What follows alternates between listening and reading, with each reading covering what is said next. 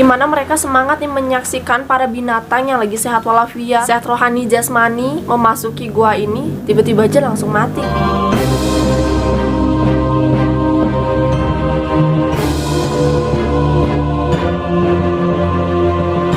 Hai, welcome back to my YouTube channel. Dan thank you buat kalian yang sudah klik video ini. Oke, sekarang aku akan membahas salah satu tempat misterius. Karena pernah nih ada hewan yang masuk ke tempat ini, terus dia balik-balik udah tinggal nama. Jadi dia masuk sehat-sehat, keluarnya udah gak bernyawa. Dan karena kemisteriusan dari tempat ini yang udah membunuh banyak hewan, jadi disebutlah tempat ini sebagai gerbang neraka. Membahasnya gerbang neraka, membahas neraka yang identik sama kegelapan. Tapi aku malah pakai baju putih, nggak apa-apa lah ya. Kira-kira gimana nih hasil dari penelitian? Apa mereka berhasil membongkar misteri dari gerbang neraka ini? Let's get started. Jadi gerbang neraka ini merupakan sebuah gua misterius yang berselimut kabut yang diyakini oleh orang-orang Romawi kuno sebagai salah satu gerbang neraka di Mediterania atau pintu masuk ke dunia bawah tanah. Jadi gua yang disebut dengan gerbang neraka ini berada di salah satu kuil. Jadi di sana ada kompleks banyaknya kuil yang berusia 2200 tahun yang berada di kota tua Hierapolis atau yang sekarang disebut sebagai wilayah dari Pamukkale, Turki. Di situ tempat gerbang neraka ini punya banyak nama. Ada yang nyebutnya plutonium, ada yang bilang plutonion, dan ada juga yang bilang gerbang Pluto atau Pluto's Gate yang merupakan nama dewa dunia bawah tanah. Jadi ritual yang diadakan di tempat ini biasanya dilakukan oleh para pendeta, dimana biasanya mereka nih bakal menggiring lembu jantan ke dalam gua ini untuk dijadikan tumbal bagi para dewa. Jadi ternyata keanehan yang terjadi dalam ritual ini justru mengundang banyak penonton, dimana mereka semangat menyaksikan para binatang yang lagi sehat walafiat, sehat rohani jasmani memasuki gua ini, tiba-tiba aja langsung mati. Sedangkan para pendeta yang menggiring binatang itu keluarnya sehat-sehat aja tanpa cedera sedikit pun. Dan karena hal ini para penonton pun meyakini bahwa pendeta yang masuk ke gua itu memiliki kekuatan khusus. Makanya hewan-hewan yang masuk ke gerbang itu langsung mati, sedangkan si pendeta baik-baik aja kayak nggak terjadi apa-apa. Nah, itu keyakinan orang-orang dulu. Tapi ternyata nih beberapa tahun lalu misteri dari gerbang neraka ini akhirnya terbongkar. Binatang.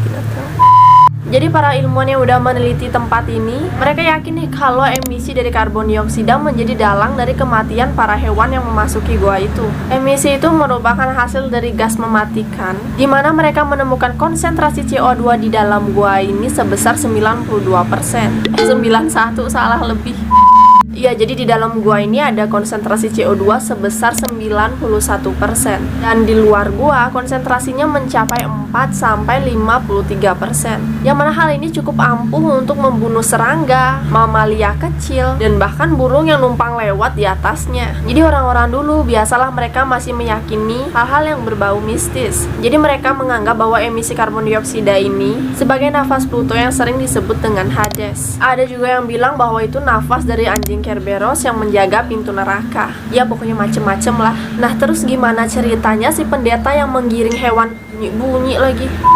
Nah, terus gimana ceritanya si pendeta bisa keluar dari gua itu dengan selamat, sedangkan sapi jantan aja nih yang lagi sehat-sehat menyerah dengan emisi itu hanya dalam hitungan menit. Jadi menurut para peneliti, konsentrasi terbentuknya karbon dioksida tertinggi berada di dasar gua. Jadi di bagian bawah gua, di bagian tanah, dan hidung binatang, hidung sapi contohnya dia kan menghadap ke bawah tuh, kepalanya menghadap ke bawah. Jadi hidungnya itu lebih dekat dengan tanah.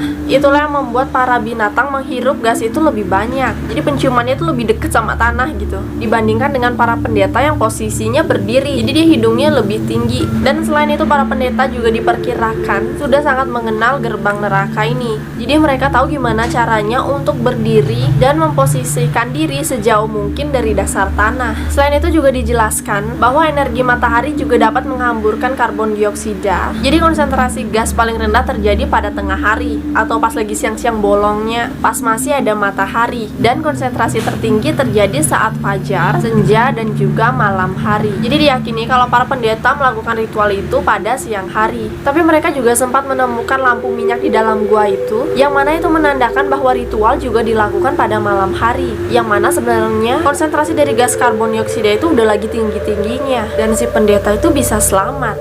Nah, itu juga masih membingungkan sih. Apa benar para pendeta itu memiliki kekuatan khusus, atau mereka menahan nafas sekuat yang mereka bisa saat ritual yang dilakukan pada malam hari? Ya, apapun itu penjelasannya, kita juga harus tetap menghormati ritual yang udah dilakukan dari zaman dulu. Setelah itu ada juga bukti yang menunjukkan kalau plutonium atau gerbang neraka ini pernah menjadi daya tarik yang sangat populer dulunya, di mana para pengunjung bisa membeli hewan-hewan kecil seperti burung agar mereka, para pengunjung, bisa melemparkan hewan-hewan yang mereka beli dan akan dikorbankan oleh para pendeta. Oke, itu dia penjelasan singkat mengenai gerbang neraka di Turki. Gimana, apa kalian percaya bahwa gua itu benar-benar gua neraka yang bisa membunuh para hewan? Atau mungkin kalian percaya dengan hasil penelitian di mana ada kandungan karbon dioksida di dalamnya yang mampu membunuh para hewan? Kalian bisa komen di bawah. Dan mungkin ada dari kalian yang udah pernah jalan-jalan ke sana. Kalian boleh deh cerita apa masih gua itu tertutup kabut. Dan selalu aku ingetin untuk jangan lupa subscribe, like, komen, dan juga aktifkan lonceng kalian agar kalian tidak ketinggalan video-video terbaru dari aku. Sorry banget kalau ada salah kata, and see you on the next video. Bye.